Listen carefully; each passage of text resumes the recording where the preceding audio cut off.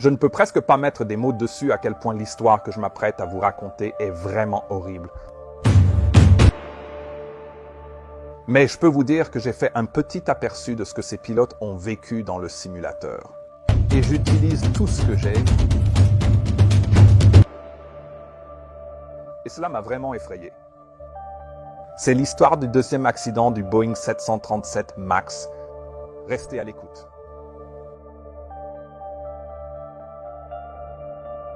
Le 29 octobre 2018, un horrible accident a eu lieu en Indonésie, impliquant un Boeing 737 MAX 8 de Lion Air presque neuf.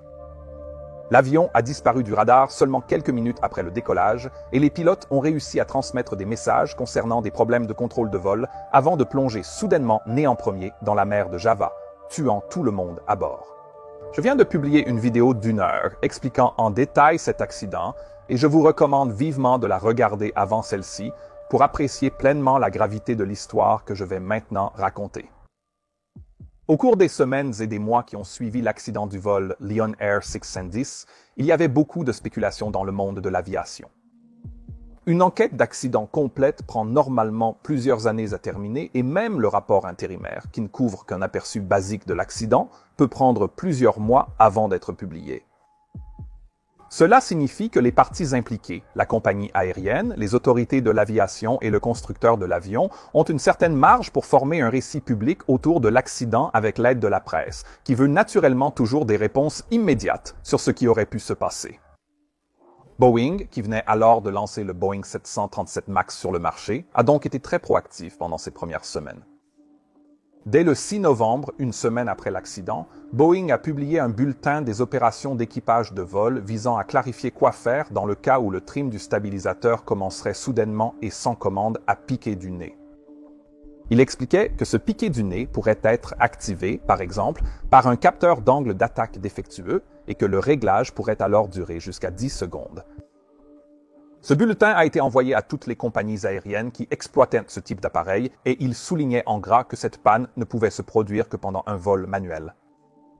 Il est ensuite allé plus loin et a expliqué que ce mouvement du trim pouvait être arrêté et inversé en utilisant les entrées du trim électrique normal et que si la panne qui avait causé le trim persistait, alors la même chose ne pouvait pas se reproduire 5 secondes après la dernière entrée du trim du pilote, jusqu'à ce que les interrupteurs de coupure du trim de stabilisateur soient tous deux déplacés vers la coupure dans le cadre des éléments de mémoire existants pour un stabilisateur incontrôlable.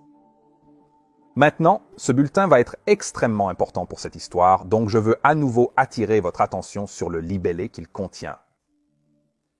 Une condition de défaillance de l'angle d'attaque qui peut se produire uniquement en vol manuel et qui pourrait être résolue en utilisant la liste de contrôle non normale du stabilisateur incontrôlable.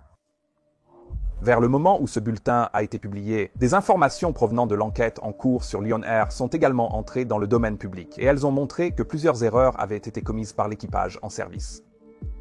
Il a également montré qu'un autre équipage avait réussi à atterrir l'avion en toute sécurité le jour précédent avec exactement le même défaut. Tout cela a rapidement conduit à un récit dans la presse selon lequel le crash avait été principalement causé par une erreur de pilotage et un mauvais entretien, et qu'il n'y avait donc rien de vraiment fondamentalement mauvais dans la conception du 737 MAX. En gros, le consensus était que si ces pilotes avaient simplement été mieux formés et avaient suivi la liste de contrôle non normale existante, ils auraient pu résoudre le problème. De toute évidence, c'était une simplification grossière de la vérité et en fait un exemple parfait de pourquoi la spéculation à un stade précoce après un accident peut être vraiment nuisible. Mais ce récit convenait probablement très bien à Boeing. L'erreur de pilotage est un excellent diagnostic global. Et pour être juste envers l'équipe de Boeing ici, c'est aussi ce que la plupart des pilotes professionnels pensaient à l'époque, y compris moi. Sans comprendre tous les détails de ce qui s'était réellement passé dans ce cockpit, il semblait étrange que les pilotes n'aient pas simplement exécuté les éléments de mémoire du stabilisateur fou lorsque l'avion était clairement en train de se stabiliser vers l'avant contre leur volonté. Et comme plusieurs articles de cette époque l'ont également souligné, c'était aussi la position publique initiale de Boeing. Mais en arrière-plan, beaucoup de pilotes et de syndicats de pilotes commençaient à poser des questions assez difficiles à Boeing. Comment se fait-il que ce puissant Maneuvering Characteristics Augmentation System ait été inclus dans la conception de l'avion sans être mis en évidence dans les manuels de pilotage? Maintenant, avant d'aller plus loin, je me rends compte que peut-être vous n'avez pas tous vu ma vidéo sur le premier accident du MAX, donc je vais maintenant faire une courte revue des systèmes pour m'assurer que cette vidéo ait du sens. Le Boeing 737 MAX a été créé en réaction à la famille des A3 Saint Vint Neo d'Airbus, qui avait été équipé de moteurs plus grands et nettement plus efficaces.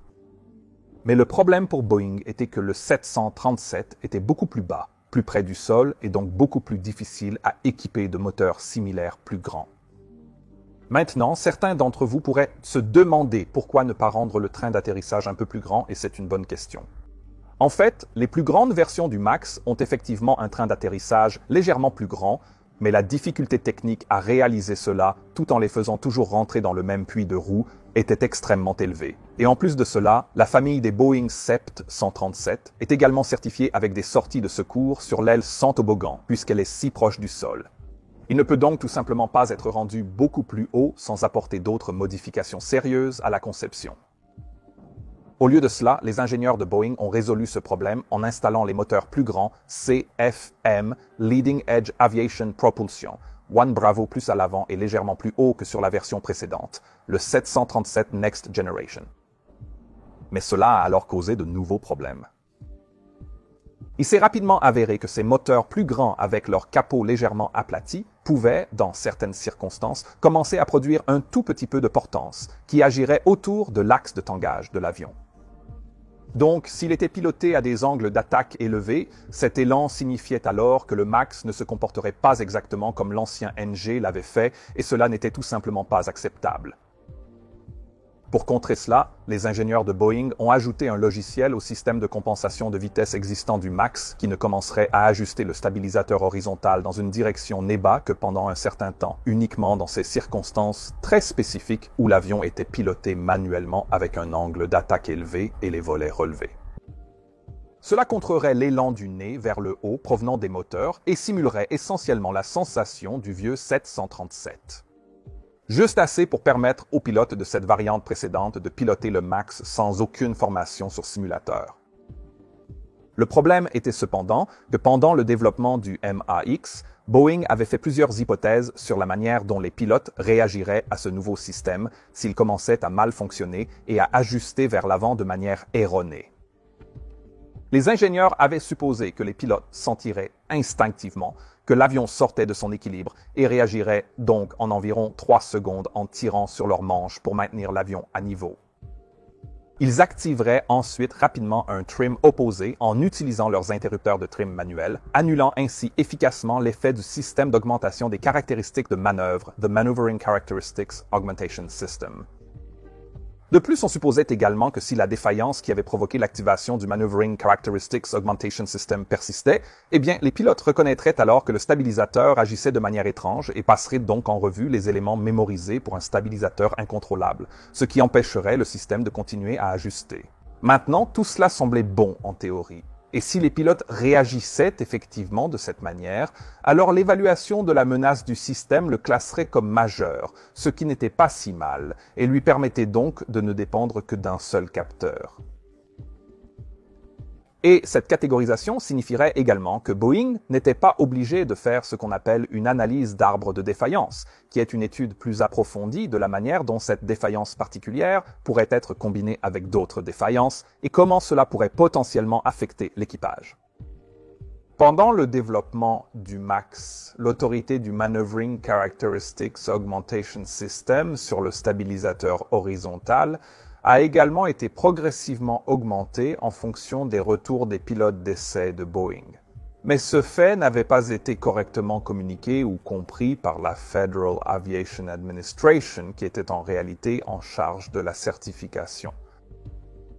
Donc, tout cela signifiait que cela avait conduit à un système qui était maintenant très puissant lorsqu'il n'était pas correctement manipulé et également inconnu de la majorité des pilotes qui opéraient l'avion, puisqu'il n'avait été inclus dans aucun de leurs manuels.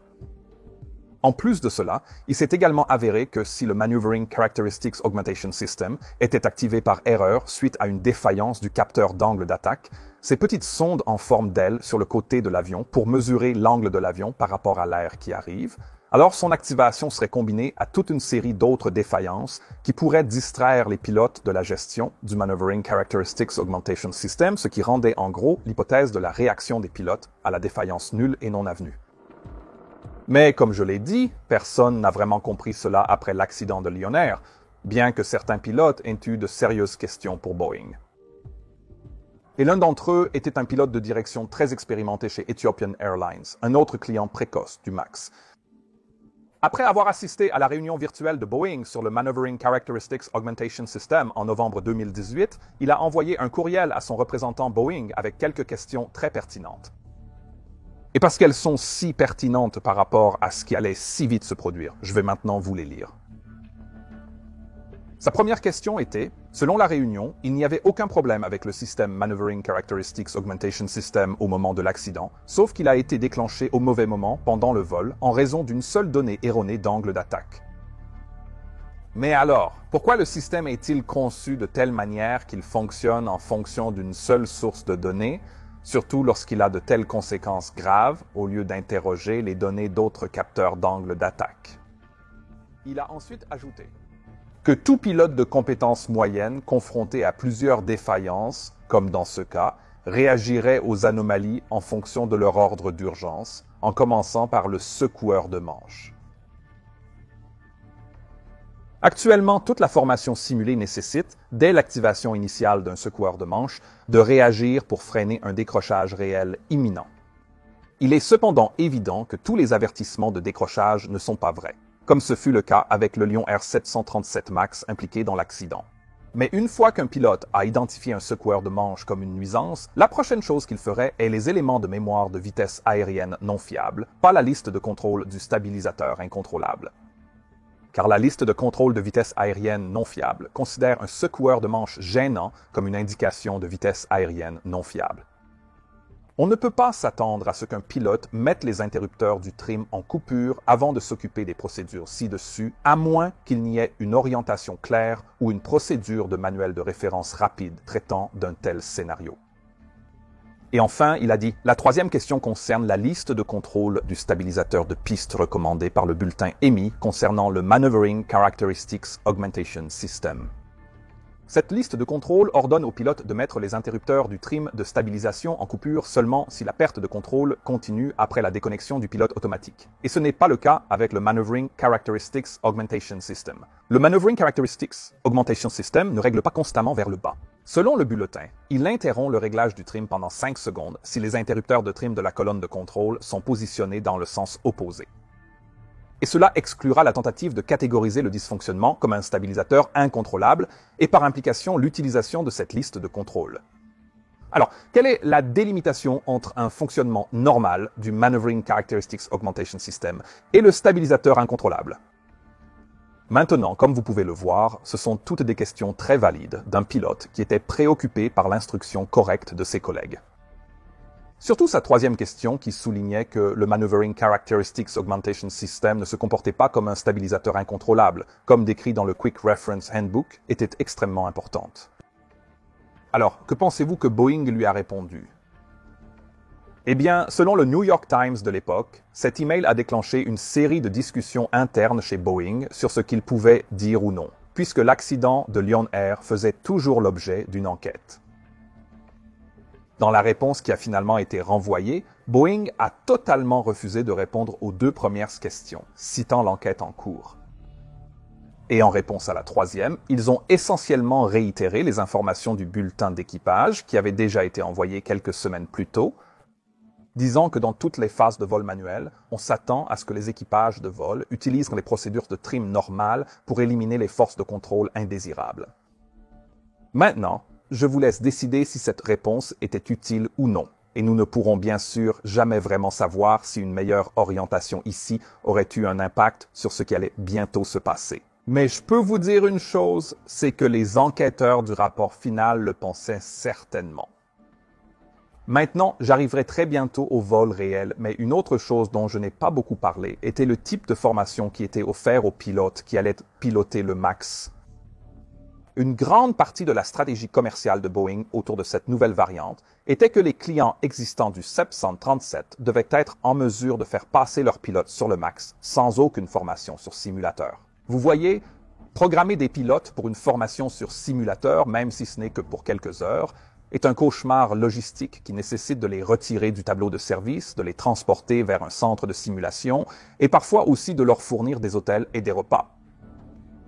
Et comme les pilotes d'Airbus pouvaient se passer directement à la famille NEO après avoir suivi une formation théorique, c'est ce que le département commercial de Boeing voulait maintenant faire avec le MAX. Plusieurs emails internes de Boeing montrent que cette stratégie était considérée comme super importante.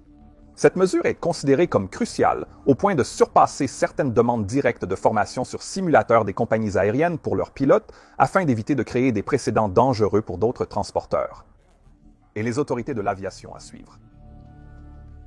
Cela signifie que la formation initiale sur les différences que les pilotes ont reçues ne comprenait que quelques heures d'auto-étude à l'aide d'une formation basée sur ordinateur, essentiellement quelques heures sur un iPad, où le Maneuvering Characteristics Augmentation System et ses fonctions n'étaient même pas mentionnées. Mais au moins, Boeing avait publié ce bulletin opérationnel d'équipage de vol en novembre 2018. Donc maintenant, tout le monde opérant le MAX connaissait ses possibles problèmes de trim et que les éléments de mémoire du stabilisateur incontrôlable associés à un peu de trim opposé facile résoudrait le problème, n'est-ce pas? Eh bien, cela nous amène à l'aéroport international de Bole d'Addis Abeba en Éthiopie le matin du 10 mars 2019. Cela s'annonçait comme une très belle journée avec seulement quelques nuages, des vents légers du nord-est et une température d'environ 13 degrés Celsius. Les pilotes du vol 302 d'Ethiopian Airlines sont arrivés tôt à l'aéroport et ont commencé à examiner les documents pré-vol comme d'habitude.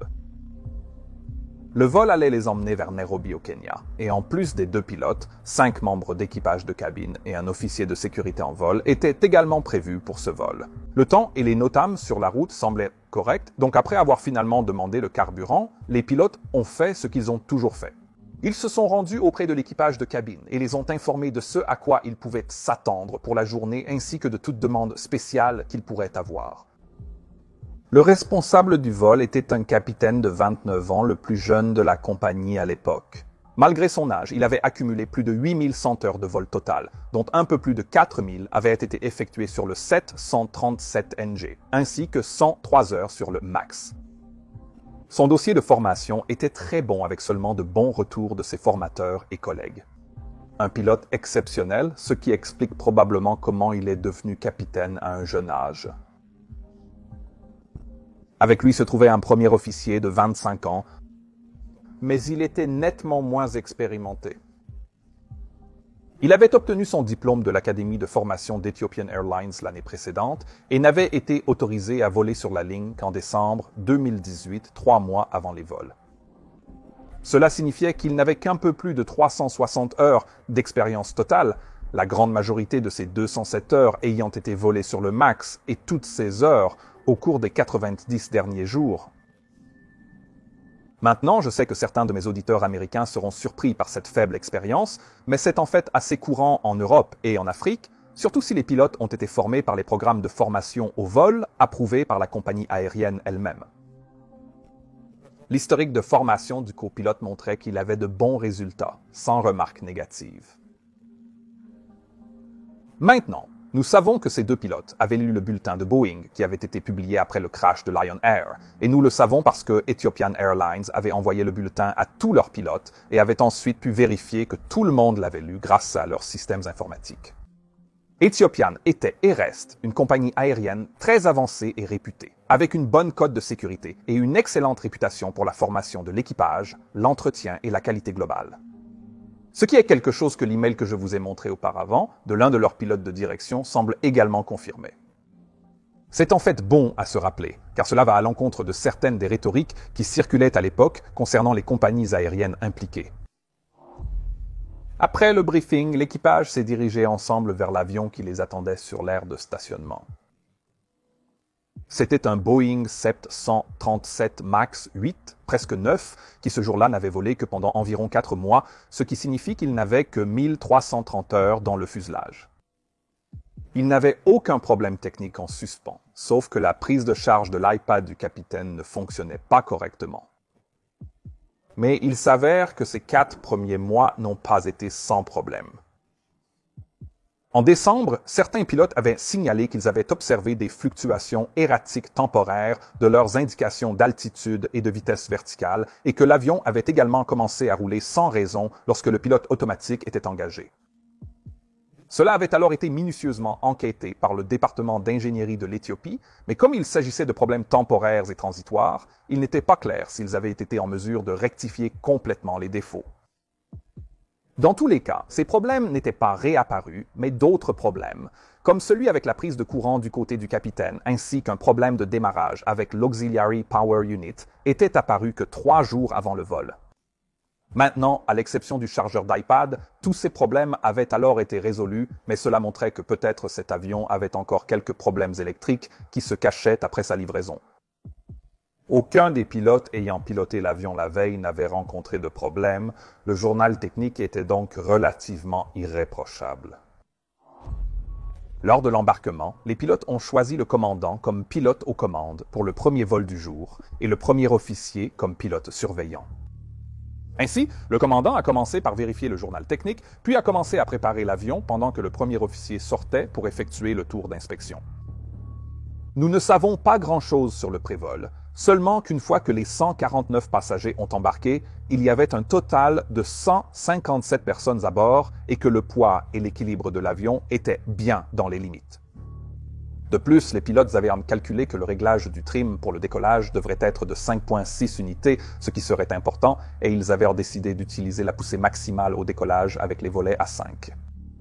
La raison pour laquelle ils avaient besoin de la poussée maximale est que l'aéroport d'Addis Abeba est situé assez haut, à une altitude de 7656 pieds. Plus vous êtes haut, moins les moteurs produisent de poussée. Dans ce cas, ils avaient besoin de toute la poussée possible des moteurs. Quoi qu'il en soit, la transcription de l'enregistreur de voix du cockpit du rapport final n'incluait pas la configuration avant le vol, donc nous ne savons pas exactement ce qui a été dit, mais il s'avère que cela n'aura pas vraiment d'importance pour cette histoire de toute façon. Ce que nous savons, c'est qu'autour de 8h25, heure locale, tout était prêt pour la poussée et le démarrage, donc le premier officier a appelé le contrôleur au sol et a reçu l'autorisation de procéder. Les 2 moteurs Leap 1 Bravo ont été démarrés et l'avion a roulé vers le point d'attente de la piste 07 droite.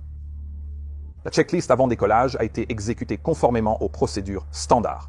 À 8h36 et 12 secondes, les pilotes ont reçu l'autorisation de la tour d'Addis Abeba de s'aligner et d'attendre sur la piste 07 droite. À ce stade, aucun avertissement n'avait été enregistré dans le cockpit et tout semblait normal. Mais cela allait bientôt changer. Maintenant, avant de nous lancer dans la séquence de décollage, je veux juste prendre quelques minutes ici pour expliquer quelque chose sur le système de régulation automatique de la poussée et la manière dont il fonctionne normalement pendant le décollage. Les pilotes activent généralement le régulateur automatique de poussée lors de l'alignement sur la piste, dans le cadre de la checklist avant décollage. Une fois l'interrupteur principal armé, il sera prêt pour le pilote en vol qui appuiera sur les boutons Touga, activant les servomoteurs du régulateur automatique de poussée et augmentant la poussée jusqu'au réglage N1 pour le décollage. Le pilote en surveillance vérifiera alors que ce réglage est correct et le dira à voix haute aussi normalement pour que les 2 pilotes soient pas conscients que le système fonctionne normalement. Alors que la vitesse dépasse ensuite 84 nœuds, l'automanette passera en un mode appelé maintien des gaz qui désengage les servomoteurs et maintient simplement les leviers de poussée là où ils se trouvent. Les pilotes peuvent toujours les déplacer manuellement, mais ce mode est là pour s'assurer qu'aucune défaillance soudaine ne se produit pendant cette phase critique du décollage. L'automanette maintiendra alors ce mode lorsque l'avion dépasse 800 pieds en montée, où il passera à un mode appelé armement qui est très similaire au maintien des gaz, sauf que le système fournira également une protection en cas de sous-vitesse qui pourrait ajouter de la poussée si une situation de faible vitesse est détectée. Mais sinon, la poussée reste comme elle est. La prochaine chose qui est censée se produire est une réduction automatique de la poussée à la poussée de montée, et l'altitude pour cela peut être sélectionnée manuellement par les pilotes, mais elle se déclenche normalement lorsque l'avion atteint 1500 pieds au-dessus du niveau de l'aéroport, comme le détecte l'altimètre du capitaine. Pendant toutes les opérations normales, l'automanette gère toujours la poussée pour les pilotes pendant le décollage, ce qui signifie que les pilotes n'auront normalement pas à beaucoup intervenir sur les niveaux de poussée pendant cette phase, et c'est important de le garder à l'esprit. Maintenant, pendant que nous sommes sur le sujet des systèmes automatiques, je devrais également mentionner un système de protection dans le pilote automatique, connu sous le nom de réversion de vitesse minimale. Pendant la montée et la descente dans la plupart des modes verticaux, ce système amènera le pilote automatique à revenir au changement de niveau si la vitesse tombe à moins d'1,3 fois la vitesse de décrochage calculée. Le changement de niveau inclinera alors le nez vers le bas pour maintenir cette vitesse minimale, et cette vitesse de décrochage complète est calculée avec l'aide des volets d'angle d'attaque. Cela nous ramène donc finalement au début de la piste 07 droite à Addis Abeba. À 8h37 et 14 secondes, l'avion était complètement aligné et le copilote a signalé à la tour qu'ils étaient prêts pour le départ. La tour leur a dit de se tenir temporairement prêts, mais 12 secondes plus tard, le vol 302 a été autorisé à décoller et à suivre également le départ Chala 2 Alpha, comme précédemment autorisé. Le copilote se prépare en même temps que le capitaine monte les niveaux de poussée à 40% N1 puis annonce « stable ». Il a ensuite appuyé sur les boutons Touga, ce qui a fait rugir les moteurs en poussée de décollage, et le premier officier a répondu « Vérifiez N1 Touga » pendant que l'avion commençait à accélérer sur la piste. Pendant le décollage, le premier officier a vérifié et annoncé que la poussée était bien réglée, ce qui a été confirmé par le capitaine. Tout est normal jusqu'à présent. Lorsque l'avion a dépassé 80 nœuds, le premier officier l'a annoncé, confirmant le bon fonctionnement du système de l'automanette comme prévu. 18 secondes après, l'appel automatique V1 a retenti, suivi de l'annonce de rotation du premier officier. 8 secondes plus tard, un taux positif indiquait que l'avion était en l'air et que le train d'atterrissage pouvait être rentré sans risque. Le capitaine a donc demandé à rentrer le train d'atterrissage, ce que le premier officier a fait en déplaçant le levier vers le haut. Mais c'est à peu près jusqu'où ils sont allés en utilisant des procédures normales. Parce que du côté gauche de l'avion, quelque chose s'était maintenant passé. Nous ne savons pas exactement quoi. Il pourrait s'agir d'un impact d'oiseau ou simplement d'une panne soudaine dans le câblage du capteur d'angle d'attaque du capitaine. Mais nous savons qu'après le relevage du train d'atterrissage, le voyant d'alerte générale s'est soudainement allumé, signalant un antigivre sur le tableau de bord du copilote et la sonde alpha gauche sur le tableau supérieur. Mais le premier officier n'a eu le temps que de crier « Grande prudence, antigivre » avant que le chaos ne s'installe. Vous voyez, quelle que soit la cause de la défaillance de l'élément chauffant dans la sonde d'angle d'attaque gauche, cela avait maintenant également affecté les valeurs que cette sonde transmettait au module de données aériennes gauche et aux unités de référence inertielle de données aériennes de l'avion. Initialement, cette indication a légèrement diminué avant de monter brusquement à une valeur de 74,5 degrés qui devait être comparée aux 15,3 degrés de la sonde d'angle d'attaque droite. Le Air Data Inertial Reference Unit gauche a immédiatement interprété cela comme une augmentation massive de l'angle d'attaque et donc un décrochage potentiel. Les poteaux de barbier rouge et noir se sont donc fermés sur l'affichage de vol principal du capitaine et le stick shaker s'est également activé, provoquant un énorme bruit dans le cockpit et un effet de surprise immédiat pour les pilotes. En raison de ces signaux défectueux provenant de la girouette gauche, l'Air Data Inertial Reference Unit gauche a également commencé à corriger la vitesse et l'altitude sur l'affichage du capitaine, qui montrait désormais des valeurs inférieures à celles du côté du premier officier. Cela aurait dû entraîner des avertissements de désaccord d'altitude et de vitesse indiqués sur les affichages du pilote, mais curieusement, ces avertissements n'ont pas été détectés sur l'enregistreur de données de vol, et ils n'ont jamais été signalés par l'équipage. Il est possible que ces avertissements soient apparus, mais qu'ils aient simplement été manqués par les pilotes qui étaient occupés à les vérifier comme une précaution. Vous voyez, nous, les humains, sommes assez doués pour enregistrer les changements devant nous, comme un avertissement qui apparaît sur un écran, mais nous sommes beaucoup moins bons pour remarquer un changement dans une scène qui s'est produit pendant que nous regardions ailleurs. C'est pourquoi la plupart d'entre vous n'ont pas remarqué que l'éclairage d'arrière-plan ici, dans mon bureau, est maintenant passé du blanc au bleu, ou que ma tasse est différente. Dans tous les cas, le capitaine a maintenant, probablement en réponse au stick shaker, abaissé son inclinaison des 15 degrés standard à environ 8 degrés. Et il a également réglé l'avion pour cette nouvelle attitude. La réponse immédiate à un avertissement de décrochage devrait être d'exécuter la manœuvre d'évasion d'approche de décrochage. Mais compte tenu du fait que le stick shaker n'a été activé que du côté gauche et que sa vitesse indiquée était correcte pour l'attitude qu'il volait maintenant, même si elle était à l'intérieur des poteaux de barbier, cette réponse du capitaine pour simplement baisser légèrement le ton aurait été tout à fait logique. Les valeurs d'angle d'attaque corrompues ont aussi affecté le directeur de vol, dont les barres de tangage ont temporairement disparu. Elles reviendraient ensuite et disparaîtraient plusieurs fois au cours des prochaines minutes. D'après les procédures éthiopiennes, le pilote automatique peut être activé dès 122 mètres d'altitude, mais cela ne devrait pas être fait en cas de risque de décrochage. Mais même si le stick shaker était toujours actif ici, le capitaine a maintenant essayé 2 fois d'engager le pilote automatique tout en criant « Commande ». Mais en réponse, il n'a obtenu que l'avertissement de déconnexion, peut-être parce qu'il exerçait encore un peu de force sur ses commandes, et il a également bientôt crié « Qu'est-ce qui se passe ?» par frustration. Alors, pourquoi essayait-il si désespérément de mettre le pilote automatique ici? Eh bien, nous ne pouvons pas en être sûrs. Peut-être voulait-il simplement réduire la charge de travail et avoir une meilleure vue d'ensemble de la situation, mais il est aussi possible qu'il ait reconnu les signes d'un dysfonctionnement de l'angle d'attaque. Et vous souvenez-vous de ce que disait le récent bulletin de Boeing à ce sujet? Oui, le libellé était « Boeing souhaite attirer l'attention sur une condition de défaillance de l'angle d'attaque qui peut se produire uniquement en vol manuel, écrit en gras. » Il y a donc une petite chance qu'il ait pensé que l'engagement du pilote automatique pourrait potentiellement résoudre le problème. C'est pourquoi il est si important de formuler soigneusement ce type de document.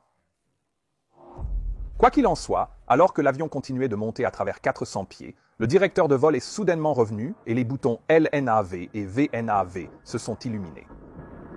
Le capitaine a continué à piloter manuellement, maintenant l'avion en équilibre avec ses interrupteurs de trim électrique. Il a demandé au premier officier de contacter le contrôleur, ce qu'il a fait. Il a signalé qu'il suivait le départ Chala 2 Alpha en franchissant 8400. Rappelez-vous, c'est seulement 750 pieds au-dessus du sol et il montait au niveau de vol 320. Mais ils n'ont encore rien mentionné sur les problèmes qu'ils rencontraient. L'altitude indiquée du côté du premier officier était bien de 8400 pieds ici, mais du côté du capitaine, elle indiquait environ 400 pieds de moins. C'est de cette altitude que le système de régulation automatique de la poussée tirait ses indications, rappelez-vous. Le capitaine a probablement sélectionné le mode de cap au lieu du LNAV comme mode de roulis avec un cap de piste de 0,72 degrés réglé dans le panneau de contrôle des modes. Cela est conforme à la plupart des techniques de gestion des pannes, qui incluent de voler tout droit en cas de dysfonctionnement majeur plutôt que de suivre le départ standard des instruments. Cela devrait réduire la charge de travail et aider les pilotes à se concentrer sur le pilotage, la navigation et la communication qui sont primordiales dans de telles situations. L'automanette s'est engagée en armement lorsque l'altimètre du capitaine a franchi 800 pieds, comme prévu par la conception. Et lorsqu'ils ont dépassé 1000 pieds, le capitaine a finalement réussi à engager le pilote automatique, qui a commencé à suivre le cap sélectionné, ainsi que le VNAV en tangage. Mais cela n'a pas duré très longtemps. Vous souvenez-vous de ce que je vous ai dit sur les inversions de vitesse minimale et comment le pilote automatique réagirait si un décrochage imminent était détecté? Eh bien, comme la girouette d'angle d'attaque gauche alimentait maintenant des valeurs défectueuses dans l'ordinateur de l'amortisseur de lacet de gestion de décrochage, il pensait que la vitesse gauche était beaucoup trop basse et a calculé qu'une vitesse sûre serait donc beaucoup plus élevée, quelque part au-dessus des poteaux de barbier. Cela a amené le pilote automatique à revenir au changement de niveau et à commencer à piquer vers le bas afin d'atteindre rapidement cette vitesse supérieure manifestement défectueuse. Et cela signifiait également que le pilote automatique a commencé à ajuster vers l'avant. Cette partie est très différente de ce qui s'est passé lors du vol Lion Air, mais elle a été causée exactement par le même type de défaut et si vous avez vu cette vidéo, vous savez aussi maintenant que cela allait devenir bien pire. À 8 heures, 39 minutes et 30 secondes, le contrôleur radar a identifié le vol 302 sur son radar et leur a dit de monter au niveau de vol 340 et de tourner à droite vers Rudol quand il le pourrait. Le premier officier a répété cela et, pendant ce temps, plusieurs petites oscillations de roulis et de cap ont été indiquées sur l'enregistreur de données de vol. Cela était probablement dû au fait que l'amortisseur de lacet, affecté par la girouette défectueuse, a entraîné de plus petites activations près d'un décrochage, comme prévu par la conception. Mais il n'est pas certain que l'équipage l'ait remarqué, ayant sûrement des préoccupations plus urgentes. À ce stade, il n'avait toujours rien mentionné à propos d'un désaccord IS ou d'altitude, et l'enregistreur de données de vol n'indiquait toujours pas que ces avertissements étaient réellement affichés.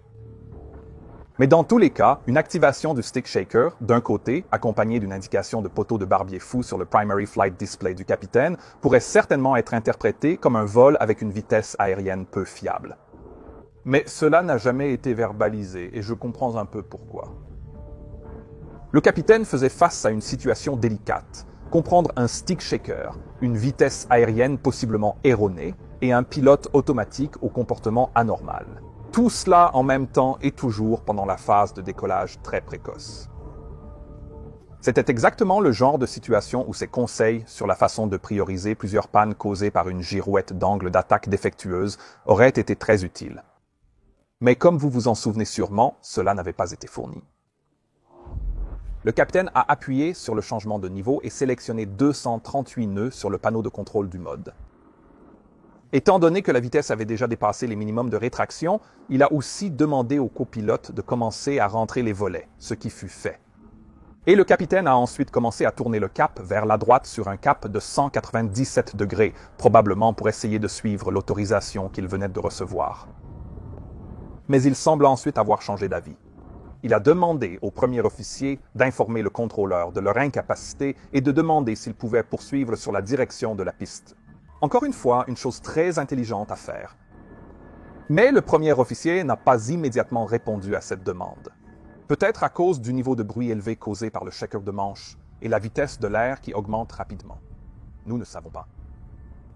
Environ 4 secondes plus tard, le pilote automatique s'est brusquement déconnecté. Pourquoi est-ce arrivé à ce moment précis? Eh bien, le pilote automatique effectue en continu un autodiagnostic et si la commande est de monter, mais qu'il ne le fait pas pendant un certain temps, eh bien, il se déconnectera simplement. Et comme il détectait toujours une situation de basse vitesse incorrecte, il était à nouveau passé en inversion de vitesse, essayant de gagner plus de vitesse et avait donc arrêté de monter. Pendant cette phase, l'avion a atteint une altitude de 9100 pieds, soit environ 1450 pieds au-dessus du sol, et ils ont maintenant commencé à descendre lentement, avec les volets rentrés et la poussée de décollage toujours réglée, mais en même temps, le shaker de manche gauche continuait également à vibrer et la vitesse augmentait rapidement. En raison de l'inversion de basse vitesse, le pilote automatique avait également réglé le nez vers le bas, à environ 4,6 unités avant de se désengager. Donc lorsque le capitaine a dû reprendre le contrôle manuel, le nez aurait déjà été assez lourd. Et maintenant, puisque l'avion était piloté manuellement avec les volets relevés et avec un angle d'attaque élevé perçu, tous les critères d'engagement pour le Maneuvering Characteristics Augmentation System avaient également été remplis, donc le trim a soudainement commencé à avancer à grande vitesse pendant les 9 prochaines secondes. Et pendant que cela se produisait, le capitaine était occupé à demander à nouveau au premier officier de demander à maintenir le cap de la piste et d'informer le contrôleur qu'ils avaient des problèmes de contrôle de vol. Lorsqu'il a terminé cette phrase, la première activation du système d'avertissement de proximité au sol est survenue, criant « Ne baissez pas », car il a senti que l'avion était maintenant en descente pendant la séquence de départ. Le premier officier a obéi aux ordres et a contacté le contrôleur pour l'informer de leur incapacité à poursuivre le départ. Le capitaine lui a rappelé de demander aussi la direction de la piste, ce qu'il fit. Sur l'affichage de vol principal des pilotes, un message rouge de remontée est apparu lié à l'avertissement du système d'avertissement de proximité du sol « Ne baissez pas ». Vous pouvez donc peut-être voir maintenant comment la situation devenait de plus en plus accablante et déroutante pour les pilotes. Comme le Maneuvering Characteristics Augmentation System a été autorisé à exécuter cette première activation dans toute son étendue, il s'est terminé avec un réglage de stabilisateur de 2,1 unités, ce qui est un réglage super bas. Le capitaine maintenait toujours le nez juste au-dessus de l'horizon, mais pour cela, il devait tirer avec une force de 90 livres, soit environ 41 kilos. Cela aurait nécessité toute sa force à 2 mains, et il a commencé à ajuster pour essayer de réduire la force, mais il ne l'a fait que pendant environ 2 secondes. Il est important de noter une autre caractéristique du Maneuvering Characteristics Augmentation System que je n'ai pas encore mentionné. Vous voyez, parce qu'il avait été mis en œuvre pour entrer rapidement le trim afin d'augmenter la force du manche, le Maneuvering Characteristics Augmentation System a fait fonctionner le trim à une très grande vitesse, la même vitesse que le trim électrique manuel se déplacerait avec si les volets étaient étendus. Mais comme les volets étaient maintenant rentrés, la vitesse du trim manuel avait été réduite à un rythme beaucoup plus lent, ce qui signifiait que lorsque le capitaine ajustait maintenant dans l'autre direction, il ne déplaçait pas le trim presque autant que le Maneuvering Characteristics Augmentation System l'avait fait. De plus, le Maneuvering Characteristics Augmentation System a été autorisé à s'activer pendant 9 secondes complètes, alors que le capitaine n'a maintenu son interrupteur que pendant environ 2 secondes. Cela signifiait que lorsque le capitaine a relâché son interrupteur de trim, le réglage n'avait augmenté que d'environ 2,3 unités représentant un changement minime. Mais parce qu'il avait activé le trim, le Maneuvering Characteristics Augmentation System avait maintenant été réinitialisé et était donc prêt à s'activer à nouveau. Alors pourquoi le capitaine n'a-t-il pas arrêté le Maneuvering Characteristics Augmentation System lorsqu'il a commencé? Et pourquoi n'a-t-il pas complètement ajusté, comme Boeing avait prévu que les pilotes le feraient lorsqu'ils ont conçu le système? Nous ne pourrons jamais le savoir avec certitude, mais il faut comprendre la situation dans laquelle ces deux pilotes se sont retrouvés. Lorsque Boeing a conçu ce système, ils avaient supposé une réaction du pilote en 3 secondes, mais c'était lorsqu'aucun autre problème n'était présent. Cet équipage avait un stick shaker continu, des informations erronées et différentes sur la vitesse et l'altitude, un pilote automatique qui venait de se déconnecter tout seul dans une situation déjà mal réglée et une activation du système d'avertissement de proximité du sol, tout cela en même temps. Il est probable que la surprise de la déconnexion du pilote automatique avec l'avion en descente ait fait perdre quelques secondes au capitaine lorsqu'il a repris les commandes. Et le Maneuvering Characteristics Augmentation System était déjà en train de se diriger continuellement vers l'avant. Donc sa réaction immédiate aurait été d'essayer de résister à la descente et de trouver un équilibre. Et en faisant cela, il n'a tout simplement pas ajusté.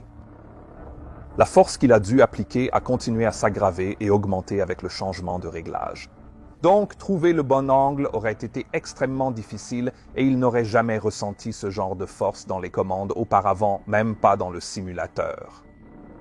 Le fait qu'il n'ait pas réduit davantage après avoir commencé est plus difficile à expliquer, mais peut-être pensait-il que cela ne faisait pas grand-chose et cherchait plutôt une solution plus permanente.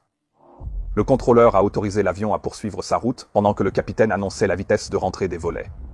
Au même moment où le Maneuvering Characteristics Augmentation System s'est à nouveau activé, toujours avec le système d'avertissement de proximité du sol qui annonçait en arrière-plan ne pas baisser. Le capitaine a maintenant réussi avec toute sa force à maintenir le tangage au-dessus de l'horizon et même à grimper un peu, ce qui signifie que l'avion a effectivement réussi à atteindre 1500 pieds au-dessus du sol. Si vous vous souvenez, c'est à ce moment que l'automanette aurait dû revenir à la poussée de montée. Mais parce que la girouette d'angle d'attaque défectueuse envoyait toujours des signaux fous, l'altitude du capitaine indiquait maintenant presque 1000 pieds de moins. Donc l'automanette était restée armée avec la poussée de décollage inchangée. Leur vitesse était maintenant d'environ 332 nœuds, toujours en augmentation et indiquant toujours un décrochage du côté gauche. L'avion avait un tangage d'environ 2,5 degrés et continuait également à rouler doucement d'un côté à l'autre lorsque l'équipage a finalement élaboré un plan pour résoudre la situation. Le capitaine a demandé l'aide du premier officier. « Trim, trim, trim, réglez le trim avec moi. » Et il a aussi activé le trim électrique manuel, ce qui a arrêté la deuxième activation du Maneuvering Characteristics Augmentation System. Cela a ensuite été suivi par un trim manuel vers le haut pendant environ 9 secondes complètes. Mais comme le trim manuel était si lent, il n'a ramené le réglage du trim qu'à l'endroit où ils avaient commencé à 2,3 unités. Le premier officier a suggéré « stabilisateur du trim retiré », qui faisait partie des éléments de mémoire du stabilisateur incontrôlable et était la directive de Boeing pour résoudre cette situation. Le capitaine a répondu d'une voix tendue « Oui, fais-le !» et le premier officier l'a immédiatement fait. Cela signifiait que les roues de réglage avaient enfin cessé de bouger, mais cela n'a pas vraiment aidé la situation dans laquelle il se trouvait déjà. La compensation était maintenant trop basse et le capitaine devait tirer avec plus de 90 livres pour garder le nez au-dessus de l'horizon. L'activation des interrupteurs de coupure de la compensation du stabilisateur a arrêté le Maneuvering Characteristics Augmentation System. L'enregistreur de données de vol a détecté une activation du Maneuvering Characteristics Augmentation System à ce moment sans que la compensation ne bouge, mais il a également supprimé le moyen principal du pilote de compenser la force horrible contre laquelle le capitaine luttait toujours. Selon la checklist non normale du stabilisateur incontrôlable, l'avion peut être compensé manuellement en utilisant les manettes de compensation manuelles sur les roues de compensation, mais nous verrons bientôt que cela a entraîné ses propres problèmes uniques.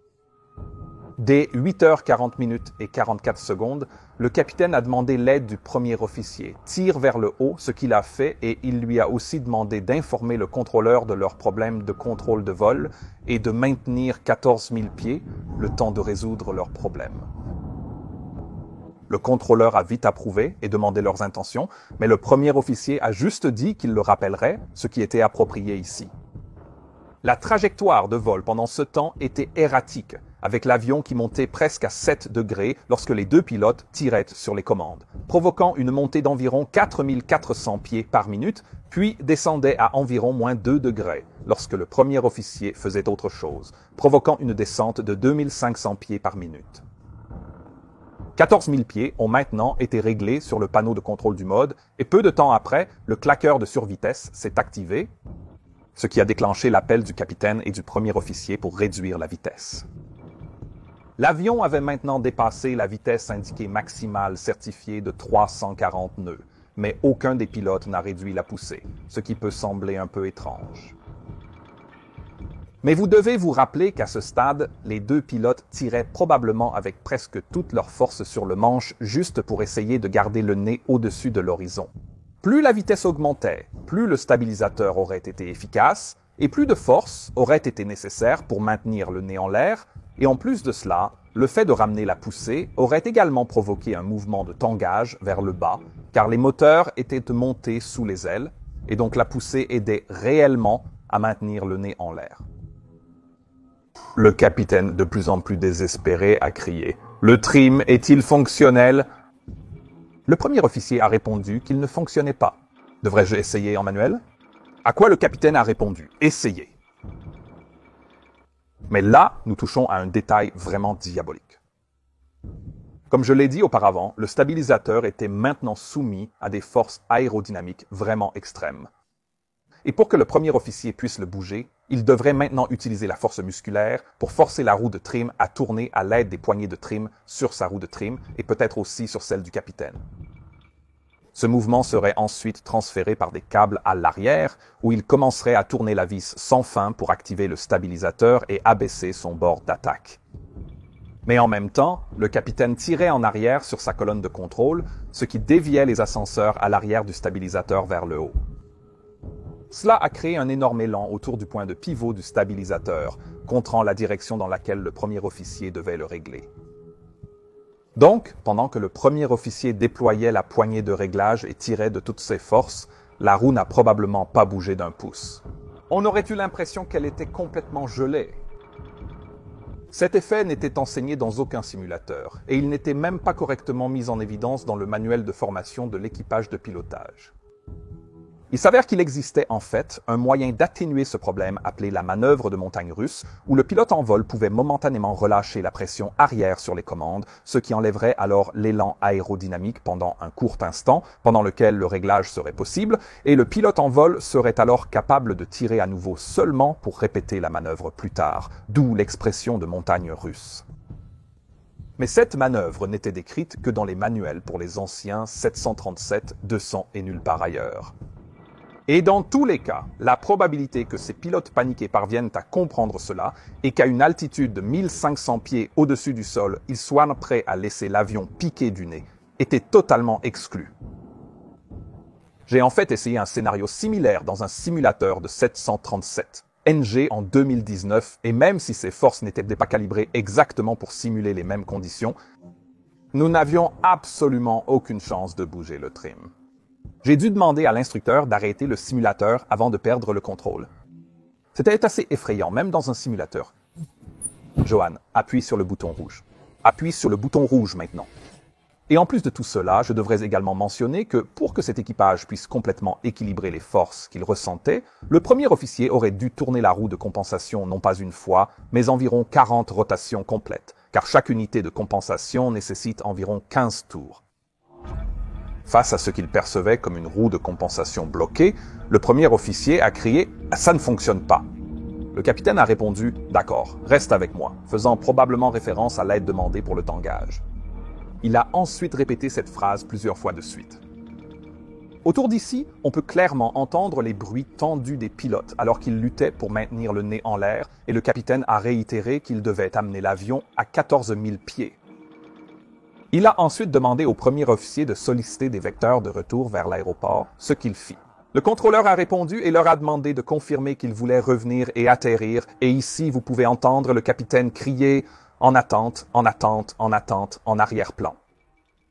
Le premier officier a répondu au contrôleur qui leur a ensuite donné une direction de 260 degrés à suivre. Le premier officier a confirmé cela, l'a mis dans le panneau de contrôle du mode, suivi d'une autre demande du capitaine pour maintenir le nez en l'air. Il est très probable que chaque fois que le premier officier faisait autre chose que tirer, le nez se penchait maintenant vers le bas. Quelques secondes plus tard, le capitaine a crié 14 000.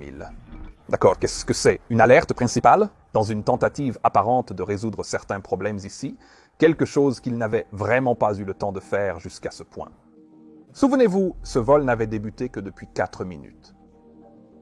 Le premier officier a demandé « alerte principale », a appuyé sur le panneau de rappel, puis a continué avec l'alerte principale anti-glace, puis le capitaine a complété avec sonde alpha gauche, que le premier officier a confirmé, montrant que c'était probablement bien ce qui causait les problèmes. En arrière-plan, le secoueur de manche et le clacker sonnaient toujours, accompagnés d'un bruit très fort d'air qui passait à grande vitesse devant le pare-brise. La résolution des problèmes n'est pas allée plus loin que cela. Le capitaine a commencé à crier, demandant s'il devait monter. La montée ne suffit pas, la montée ne suffit pas. Et puis il a dit « mettez-les en place ».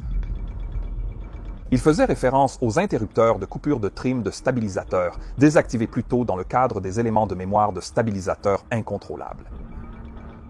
Alors, pourquoi demanderait-il de les remettre en place, alors qu'ils étaient la seule chose à empêcher le Maneuvering Characteristics Augmentation System de se réactiver? Eh bien, nous ne pouvons pas en être sûrs, mais je pense que la réponse est aussi évidente que déchirante avec le réglage du trim actuel qu'ils expérimentaient et la vitesse à laquelle ils étaient, les pilotes étaient tout simplement incapables de maintenir le nez en l'air plus longtemps. Et le capitaine savait qu'avant que ces interrupteurs aient été activés, au moins son trim électrique fonctionnait. Il a donc probablement estimé que cela valait la peine de les activer à nouveau et peut-être de pouvoir équilibrer les forces ou même d'engager le pilote automatique. Donc, à 8h43 et 11 secondes, les interrupteurs ont été remontés et cela a été presque immédiatement suivi par le signal de déconnexion du pilote automatique alors que le capitaine essayait sans succès de l'engager. Peu après, le commutateur de trim a été activé manuellement et le trim a commencé à monter pendant de très courts moments jusqu'à réinitialiser à nouveau le Maneuvering Characteristics Augmentation System. 5 secondes plus tard, la roue de trim a commencé à tourner vers l'avant et a continué pendant un total de 5 secondes, ce qui a fait passer le trim de 2,3 unités à une seule. Un réglage impossible à contrer pour ces deux pilotes épuisés. La force enregistrée sur la roue de contrôle a maintenant temporairement diminué, passant de 100 livres, soit 45 kg, pour revenir à 75 livres, et cela a immédiatement fait chuter le nez de 0,5 degrés à moins 7,8 degrés, et une descente de 5000 pieds par minute. La vitesse dépassait maintenant largement les 380 nœuds, malgré les efforts désespérés des deux pilotes pour sauver leur vie, avec une force combinée de 180 livres, ou 83 kg. Le nez continuait simplement à tomber davantage avec le GPWS annonçant « terrain, tirez vers le haut, tirez vers le haut ». On pouvait entendre le capitaine crier « monte, monte ». Mayday, mayday, mayday jusqu'à la fin. Le dernier enregistrement du enregistreur de données de vol indiquait une attitude de 40 degrés vers le bas avec une vitesse de 500 nœuds et une vitesse verticale véritablement terrifiante de plus de 33 000 pieds par minute. L'avion s'est finalement écrasé à 8h43 et 44 secondes après la dernière activation du Maneuvering Characteristics Augmentation System et moins de 6 minutes après le décollage. L'impact a immédiatement tué toutes les 157 personnes à bord et a créé un cratère de plus de 10 mètres de profondeur dans les terres agricoles éthiopiennes à quelques kilomètres à l'est de l'aéroport d'Addis Abeba. Lorsque le contrôleur a perdu le contact radar avec le vol et qu'il n'a également pas pu les joindre par radio, il a rapidement initié le protocole d'urgence et l'emplacement du site du crash a alors été rapidement trouvé.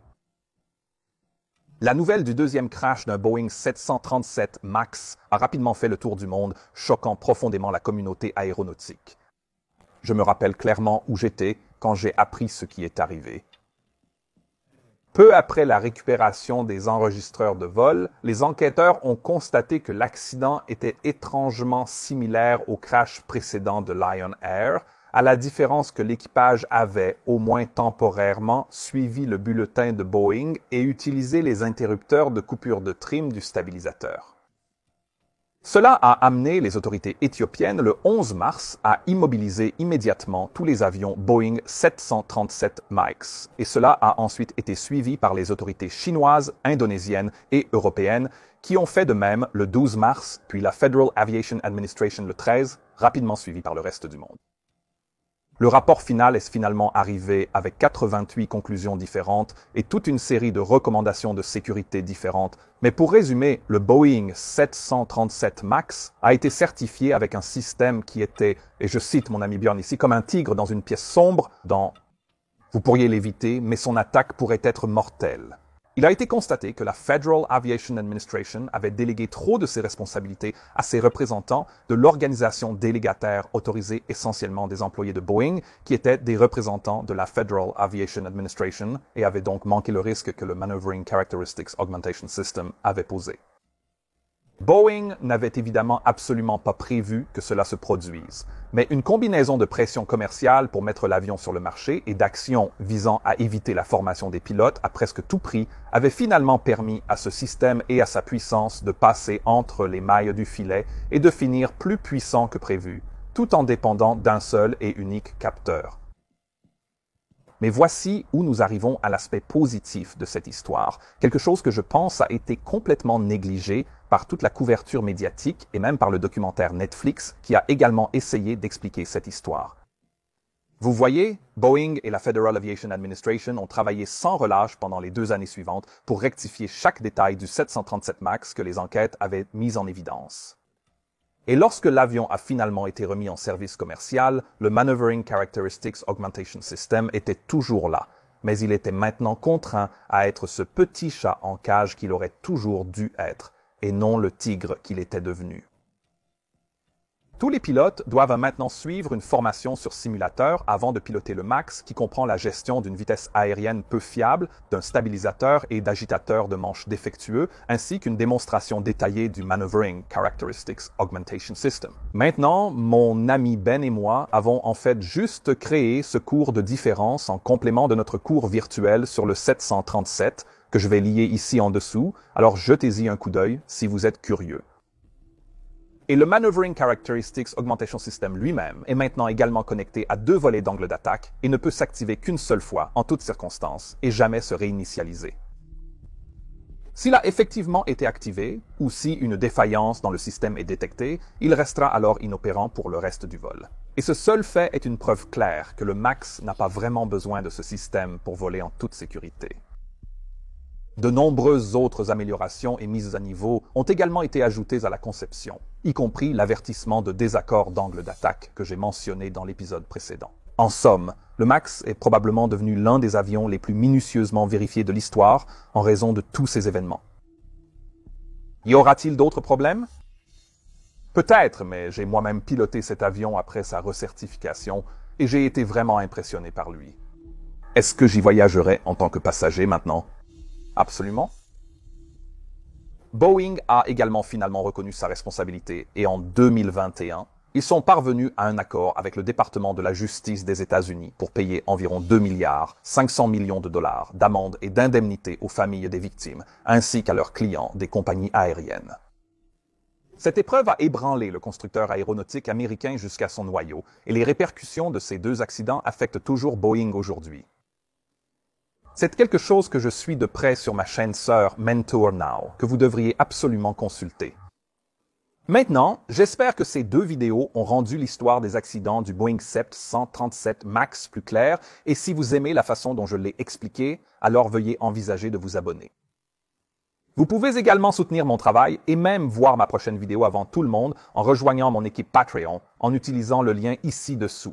Il est désormais possible d'offrir une adhésion, ce qui pourrait être une excellente idée si vous connaissez quelqu'un qui apprécie ma chaîne et qui pourrait vouloir participer à ma prochaine réunion Zoom Patreon. Regardez ces 2 vidéos ensuite. Elles sont vraiment bien. Passez une journée fantastique. Au revoir.